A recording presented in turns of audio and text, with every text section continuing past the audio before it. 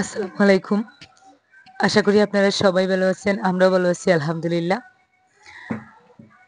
আবারও চলে এলাম আপনাদের সাথে একটু গল্প করার জন্য। তো আজকেও আর কোনো রান্নাবান্না, খাওয়া-দাওয়া, কাজকর্ম কোনো কিছুই নেই। সত্যি বলতে মনটা খুব খারাপ। তো বেশিরভাগ সময় ঘুমিয়ে কাটিয়ে দেই। আমার মাথায় যখন খুব বেশি পরিমাণে টেনশন এসে ভর করে, তখন আমি বেশি ঘুমাতে পছন্দ করি। কারণ ঘুমিয়ে গেলে দেখা যায় মানে আজেবাজে চিন্তা, টেনশন ওগুলো মাথার মধ্যে একটু ঘুরপাক কম খায়, মাথার মধ্যে জায়গা কম পায়। তো ওই জন্য আরকি। তো কাজকর্ম করি না এমনটা না। আমি সংসারের কর্ত্রী। আর আমি যদি শুয়ে থাকি আমার সংসারটা তো চলবে না। তো কাজকর্ম করি, তবে ভিডিও শেয়ার করার বা ভিডিও শুট করার মন মানসিকতাটা দেখা যায় সবসময় থাকে না, বা অনেক সময় করতে চাইলেও ইচ্ছা করে না। তো আজকের দিনটা ওরকম ছিল। গতকালকেও আপনাদের সাথে ভিডিও শেয়ার করা হয় নাই। আজকে ভাবলাম ছোট একটা ভিডিও দেই, দিয়ে আমার আপডেটটা আপনাদের সাথে শেয়ার করি। তো অনেকে বলছেন, জিজ্ঞাসা করছেন যে আপু তোমার বায়োপসি রিপোর্ট কি আসছে? তো আমি যখন চেন্নাইতে গিয়েছিলাম, তো প্রথম ২-৪ দিন আমি আপনাদের সাথে কথা বলছি। পরে আমার সার্জারিটা যখন হয়েছে তারপরে বাড়িতে আসার ৩-৪ দিন পর্যন্ত আমি ওইভাবে কোনো বিষয় নিয়ে ক্লিয়ারলি আপনাদের সাথে কথা বলতে পারি নাই। কারণ তখন আমার কথা বলা বারণ ছিল। তো এখনো কিন্তু একটানা কথা বললে আমার সমস্যা হয়। গতকালকে একটু বেশি কথা বলেছিলাম, কারণ আমার বাসায় কিছু মেহমান আসছিলেন। তো বাসায় মেহমান আসলে তো অটোমেটিক কথা বলতে হয়, না বলে তো পারা যায় না। তো তাও আবার শ্বশুরবাড়ির তরফ থেকে আর কি মেহমান ছিলেন। তো যাই হোক, একটু বেশি কথা বলায় আমার গলার সাউন্ডটা আবারও আজকে একটু বাড়ি লাগতেছে। আর একটু ঠান্ডা লাগলেও দেখা যায় সমস্যা হয় গলায়। তো যাই হোক, তো আমি উম চেন্নাই থেকে আসার পরে আমি চেন্নাইয়ে গিয়ে কি করলাম না করলাম ওই বিষয়ে ক্লিয়ারলি কিছু বলা হয় নাই। তো আমি সিএমসিতে ডাক্তার দেখিয়েছি। ওখানের আমার অভিজ্ঞতাটা আমি শেয়ার করি। ওখানকার সিস্টেম সবকিছু খুবই ভালো। যেকোনো অচেনা অজানা, কেউ হঠাৎ করে নতুন গেছে, তো এরকম কেউ গিয়েও আর কি ওখান থেকে খুব সহজে ডাক্তার দেখিয়ে চলে আসবে। ওদের ওখানকার সিস্টেমটা খুবই ভালো, যেটা বলে বোঝানো যাবে না। খুবই ভালো ওখানকার সিস্টেম। তবে ওদের রেস্ট্রিকশনও কিন্তু মেনে চলতে হয়, ওটা খুব কড়া। তো যাই হোক, ওরা কিন্তু চিকিৎসার ব্যাপারে আমরা যে টেস্ট করি, ওরা ডাক্তাররা টেস্ট লিখে দেয়। তুমি যাবে, গিয়ে এক কাউন্টারে টাকা জমা দিবে। তারপরে ওরা একটা টোকেন দিবে, ওখানে কোনো একটা রুমের নাম্বার থাকবে, তুমি ওটা নিয়ে ওখানে যাবে, ওখান থেকে ওরা আরেক রুমে পাঠাবে। সবকিছু সিস্টেম ওয়াইজ। তারপরে গিয়ে ক্যাশ কাউন্টারে টাকা জমা দেওয়ার পরে ওরা আরেকটা টোকান নাম্বার দিবে, দিয়ে তুমি যদি নাও চিনো তুমি কোন রুমে যাবে বা কোথায় যাবে, কারণ অত বড় একটা হসপিটাল, এত এত ওয়ার্ড, তো কোন জায়গায় যাবে, কোন ব্লকে যাবে, যদি এগুলো তুমি না বুঝো, তাহলে যে কোনো একজন সিকিউরিটি গার্ডকে জিজ্ঞাসা করলে, বা ওদের ওখানে তো অনেক স্টাফ থাকে, তো যে কাউকে জিজ্ঞাসা করলে ওরা বলে দেয় যে এখানে যাও ওখানে যাও।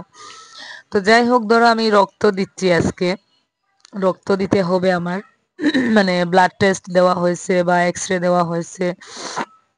তো আমি টেস্টটা যেমন করতে যাব, তো ওখানে গিয়ে জাস্ট আমি ব্লাডটা দিব, ব্লাডটা দিয়ে আমি চলে আসব। ওরা কিন্তু আমাকে বিদায় দিয়ে দিবে, কিন্তু ওরা আর আমার কাছে রিপোর্টটা দিবে না। ওরা কোনো রিপোর্ট কারো কাছে দেয় না। মানে ওরা ব্লাড টেস্ট করে যে রিপোর্টটা, ওটা সরাসরি ডাক্তারের যে ল্যাপটপ থাকে ওখানে ওরা পাঠিয়ে দেয়। ওদের ওখানে বেশিরভাগ অনলাইন সিস্টেম, ওখানেই পাঠিয়ে দেয়। তো যাই হোক, ওরা আলাদা করে কোনো রিপোর্ট দেয় না। আর অনেকে বলছেন যে আপু তোমার বায়োপসি রিপোর্টটা কি আসছে? তো ওদের প্রত্যেকটা পেশেন্টের সিএমসিতে যারা ডাক্তার দেখায় প্রত্যেকটা পেশেন্টের যেহেতু একটা অনলাইন অ্যাপয়েন্টমেন্ট যারা নেয় প্রত্যেক পেশেন্টের একটা পেশেন্ট আইডি থাকে, যেহেতু লগ ইন করা থাকে ওরা মেইল করে। ওরা বলছে বায়োপসি রিপোর্ট আসার পরে যদি প্রয়োজন পড়ে ওরা ইনফর্ম করবে আবার যাওয়ার জন্য। তো যাই হোক, এখন পর্যন্ত আমাদেরকে ওরা কোনো মেইল করে নাই। আমি মাঝে মধ্যে টেস্ট মানে চেক করি যে ওরা কোনো মেইল করছে কিনা, কিন্তু এখনো কোনো মেইল আসেনি। তো ওটা নিয়ে আমি সত্যি একটু চিন্তিত, কারণ বায়োপসি রিপোর্ট বুঝতেই পারতেছেন ওই একটা রিপোর্টে হয়তো অনেক কিছু পাল্টে দিতে পারে, আবার অনেক কিছু ঠিকঠাকও করে দিতে পারে। তো ওটা নিয়ে আমি চিন্তিত, যার কারণে আমার মানসিকতাটাও তেমন ভালো নেই। যে যত সময় যাচ্ছে গনিয়ে আসছে মানে আমি একটু আমার টেনশনটা একটু বাড়তেছে। তো যাই হোক, তারপরে আমি নেগেটিভ কিছু ভাবি না।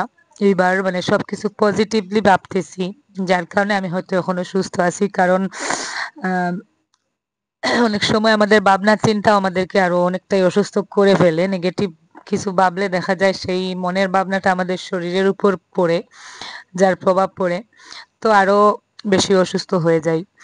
তো এইবার আমি তেমন কিছু ভাবতেছি না, আমি মানে এইটাই ভাবতেছি যে না, সবকিছু ভালো হবে, কোনো কিছু খারাপ হবে না। ওটা নিয়ে আমি বেশি একটা মাথাও ঘামাই না। তো যাই হোক, আমি সেরকম নিশ্চয়ই ওরা মেল করবে। তো যখন করবে আমি অবশ্যই জানাবো, কারণ এত বড় একটা জিনিস আমি আপনাদেরকে জানাবো না এমনটা হতে পারে না। অবশ্যই জানাবো, আপনাদেরকে জানানোটা আমার কর্তব্য, আপনাদের জানার অধিকার আছে। যেহেতু আমার সুখে দুঃখে আমার ভালো মন্দ সবকিছুতে আপনারা পাশে থাকেন, আর এবারও পাশে ছিলেন, যার কারণে হয়তো আমি এখনো আবার সুস্থ বয়সে আপনাদের সাথে কথা বলতে পারতেছি আপনাদের সহযোগিতায়। তো যাই হোক, আমার একটু ঠান্ডা লাগছে, সর্দি সর্দি ভাব, কথা বলতে একটু সমস্যা হচ্ছে।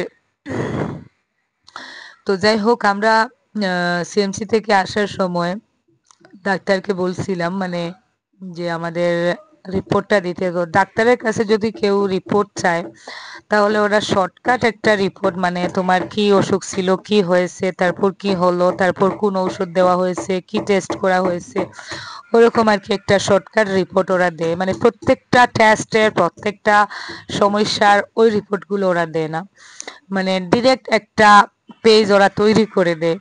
তো ওরকম আমাকেও দিছে, মানে ওরা দিয়েছে। তো যাই হোক, আশা করি বুঝতে পারছেন।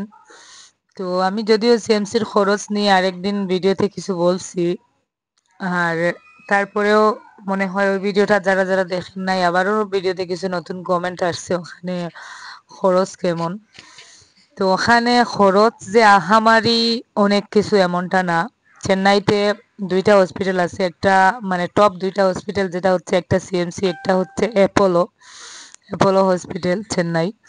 তো অ্যাপোলো হসপিটালের সবকিছু অনেকটা কস্টলি, যেটা আমাদের মিডল ক্লাস মানুষের জন্য না। ওখানে সবকিছু মানে খরচ বেশি পড়ে।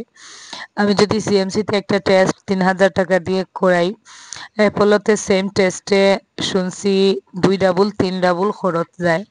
মানে সব কিছু আর কি সিএমসি থেকে ২-৩ ডাবল বেশি খরচ পড়ে। তো ওখানে যারা ফার্স্ট ক্লাস মানুষ আছেন, যাদের টাকা পয়সা নিয়ে কোনো সমস্যা নেই, একটু দ্রুত চিকিৎসা করাতে চান, তারাই যান। আর আমাদের মতো মিডল ক্লাস যারা মনে করো যে ভালো চিকিৎসা পাবো, অথচ একটু সময় বেশি যাক, ভালো চিকিৎসা পাবো আর টাকা একটু কম লাগবে, আমাদের জন্য সিএমসি সব থেকে বেটার। তো যাই হোক, হসপিটালটা খুব ভালো। আর খরচ ওখানকার কি বলবো আমি, আমার প্রায় ২-র কাছাকাছি চলে গেছে।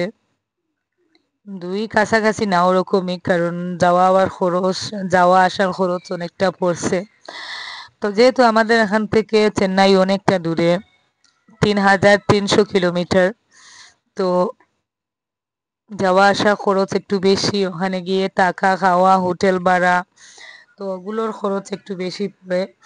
আর যাদের সার্জারি ছাড়া এমনিতে নর্মাল ডাক্তার দেখাবেন, চিকিৎসা করাবেন, তাদের খরচ আরেকটু কম পড়বে।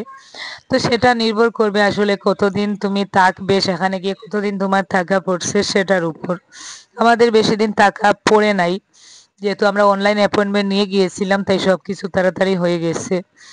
তো ওখানে চিকিৎসা করতে গেলে যেটা সব থেকে গুরুত্বপূর্ণ সেটা হচ্ছে আগে অনলাইন অ্যাপয়েন্টমেন্ট নিয়ে তারপরে যাওয়া, তাহলে খুব অল্প সময়ে সবকিছু কমপ্লিট করে ফিরে আসা যায়। আর ওখানে গিয়ে যদি দেখা যায় অ্যাপয়েন্টমেন্ট নিয়ে করাতে মানে একটু সময় লাগে। আর প্রাইভেটে ওরা সবকিছু গুরুত্ব দেয় বেশি, সবকিছু শর্টলি হয়ে যায়, কম সময়ের মধ্যে হয়ে যায়, কিন্তু জেনারেলে সময় একটু বেশি লাগে। ধরো আজকে আমি ডাক্তার দেখালাম, তারপরে 3 দিন ডাক্তার থাকবে না, তারপরে একদিন ডেট দিবে, তারপরের দিন তুমি যাবে। তো ওইরকম করে করে আর কি একটু সময় বেশি লেগে যায়। তো যাই হোক, আশা করি বুঝতে পারছেন। আর বায়োপসি রিপোর্টটা যেন ভালো আসে, দোয়া করবেন। আর জানি না, হয়তো ওদের কাছে অলরেডি চলেও আসছে, হয়তো সেরকম কিছু ওরা পায় নাই, যার কারণে হয়তো আমাকে ইনফর্ম করতেছে না, বা এখনো আসে নাই, কারণ বায়োপসি রিপোর্ট আসতে একটু লেট হয়। তো যাই হোক, তারপরেও আমার কাছে যদি খবর আসে আমি অবশ্যই আপনাদেরকে জানাবো। আর সবাই ভালো থাকুন, সুস্থ থাকুন। দেখা হবে নতুন কোনো ভিডিওতে। আজকের মতো এই পর্যন্ত। আল্লাহ হাফিজ। আসসালামু আলাইকুম।